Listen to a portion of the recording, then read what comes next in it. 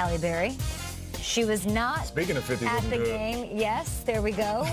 Ric Flair was at the game, though. Yeah, I saw him. See that? Yeah, I saw him with Willie and Lindsay. It was incredible. A lot of woos going around. Nature Boy said he was there to see his guy Todd Gurley. Who knew?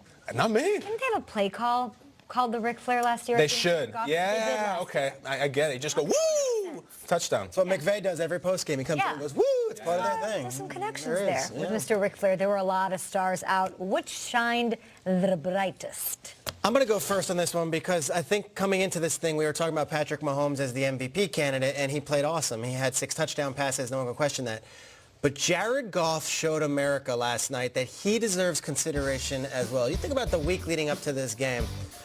They were in Colorado for the week. The game was supposed to be played in Mexico. They go to Colorado. They're stationed up there. They spend the entire week out there. He doesn't have Cooper Kupp, his #1 option, and yet Goff made plays like this. I picked out 4 different plays. You saw that first one. This one's rolling out to his left, throws it against his body to Josh Reynolds. This one here is later in the game, hits it in the only spot you could hit to Brandon Cooks to move the chains, and the game-winning touchdown pass to throw this beauty of a ball to Gerald Everett, a guy who has not been asked to be that guy through 3 seasons with the Rams. Jared Goff has never been asked to throw to Gerald Everett as his #1 guy, and he finds him in the most pivotal of moments. When Jared Goff was drafted first overall, there was a lot of debate over Carson Wentz or Jared Goff. Carson Wentz or Jared Goff. The Rams made a definitive decision. We want Jared Goff.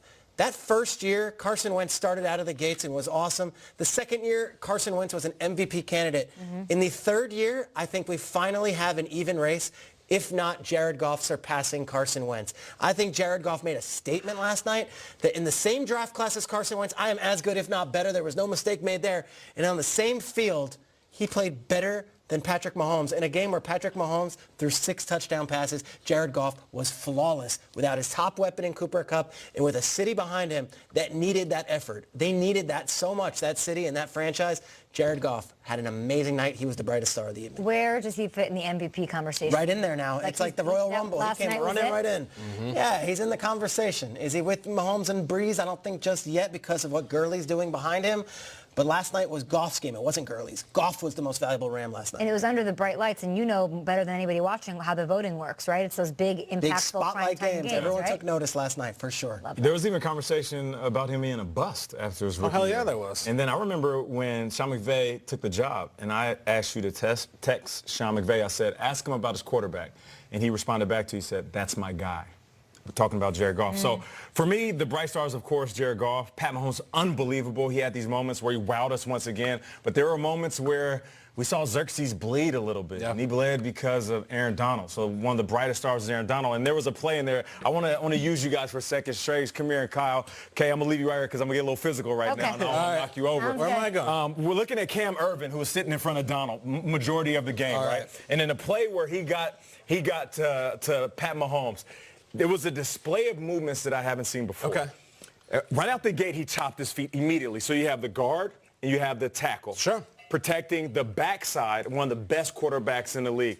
And right out the gate, right off the ball, my guy Aaron Donald comes up and chops his feet like wide receiver. Boom. He freezes Cam, freezes Irving. And then all of a sudden, Cam shoves his hands out and aggressively he chops his hands down. There's a joke that we have talking about Aaron Donald with these knives that he is playing with. Sure, trains with knives. He was training. He trains with knives, right? But what he does, he uses hands like knives, and he cuts down whatever strength. He cuts down whatever strength anybody has.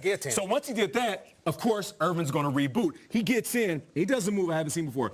He slides by like a spy trying to sneak into a room sideways and then chops down the opposite way and yanks the ball out. So in fast motion, he comes off the ball, chop, bam, and he slides right here. It's a wrap. And then he comes down and gets the ball out. It was a sequence of moves that I've never seen. For a man that big. For a man that big, 6'1", 295, and the ability to chop his feet like a wide receiver, aggressively chop down his hands like he's a kung fu master, and then slide by like he's sneaking into a small space in between 2 guys protecting the backside of Pat Mahomes, all the while stripping the ball out, providing his team with the opportunity to score a touchdown.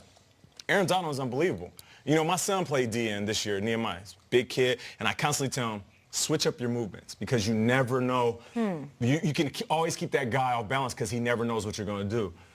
Aaron Donald is doing that to guys that are getting paid millions to protect the $1 million quarterback, and they still can't stop him. Incredible. Yeah. That was amazing. I'm looking at Donald and Goff, and these are the leading men, and I'm still looking at the director. I'm looking at McVay in this whole thing, guys. Every once in a while there'll be a hot director that comes in Hollywood. It's Coogler, and it used to be M. Night. This was his finest work, Sean McVay.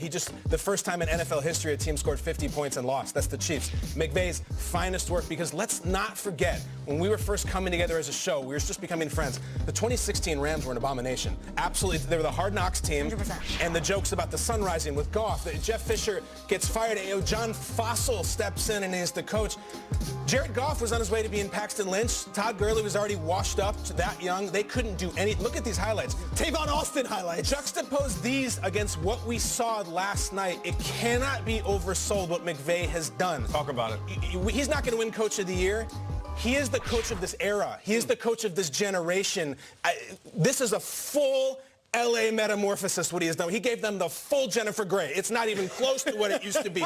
Look at what Tavon Austin getting stuff in the backfield, yeah. Jared Goff getting knocked out of the Seattle game, and now we're putting up 50 points like nothing. Goff's great, Donald's great. It is the guy pulling the strings. McVay is running the world right now. McVay.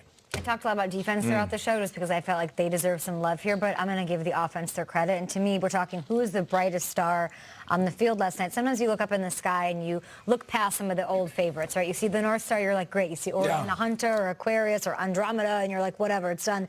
Let's move on. But it's Tyreek Hill. It's Tyreek Hill, and I almost think he's gotten to such a level, Peter, that we are like... Take it for granted? We're taking it for granted. That's exactly right. We're looking past it because he does it week in, week out. He had another 50-yard touchdown last night. If I were to ask you guys just a guess of how many 50-yard touchdowns, 50-yard touchdowns he's had since entering the league in 2016, how many would you guess? Half dozen? 10? 5? 15. Wow. He has 15 50-yard touchdowns. That is stupid. He had over farcical. 200 yards. He has 1,100 yards, 11 touchdowns, and just 11 games played this season.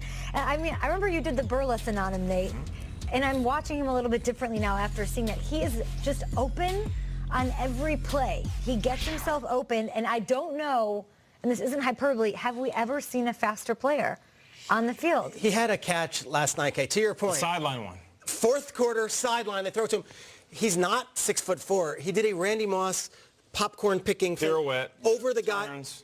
Tyreek Hill might be the most skilled receiver. It's his third year in the league. Yeah. He was a running back coming into he's only scratching the surface. He is unstoppable. Yeah. I think I was taking it for granted, and then the burlesque happened, and I was like, all right. And it's just insane what he's doing. No, I'm talking defense. I don't think there's an answer for him in the league. You just can't dull his sparkle, can you? Yeah. There isn't a coverage that can stop him. He's Cassiopeia. Great points by everybody. Cassiopeia. I'm a big Cassiopeia. Great point by Jared Is a Goff. monster. Hey, and you're right. Sean Cassiopeia. McVay is the iPod. Never named a star after a